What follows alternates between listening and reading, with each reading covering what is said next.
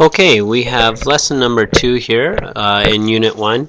What we're going to be taking a look at is the different characteristics of elements found within the periodic table, and then trying to decipher, based on looking at atomic structure and electron screening, why we notice certain issues with the trends. And this will lead us into lesson 3, which we'll go back and look at some of these trends again when we start to look at specifically what orbitals or what shapes of orbitals do the electrons actually exist in. And this will give us a lot of insight into how molecules are shaped and why they react the way that they do. A lot of really important stuff later on, especially in organic chemistry. So what we're going to do is just quickly break down the 4 characteristics. So the first one we're going to look at right now is atomic radius.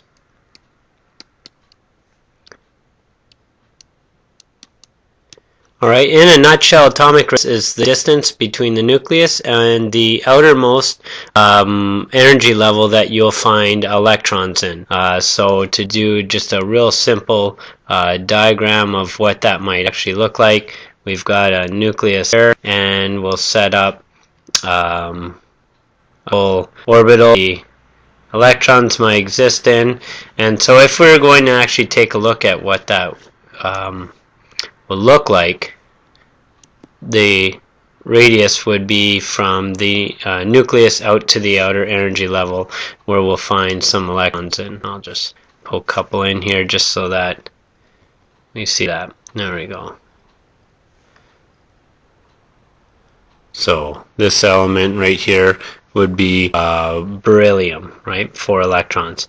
And so that would be the atomic radius. Now, one of the interesting aspects of the atomic radius that we're noticing is, as here, we notice that the largest atomic radii are found always in the alkali earths.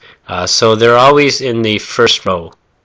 And then as you go across, you notice that there is a decrease in the atomic radius. So the question is why? Why do we have the radius decrease as we add more electrons? Well, what you need to think about again is the screening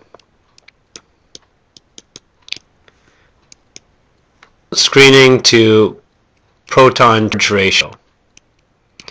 One of the things we have to remember is that screening does not increase as you go across a period. This is really important. And so what does that mean? Well, if the screen does not increase go across a period,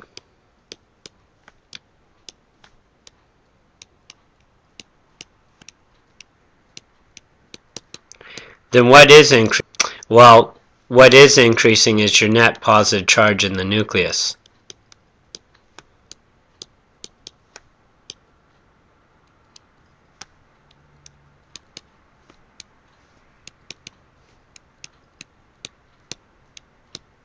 And so what we're doing is we've got more positive charges as we go across.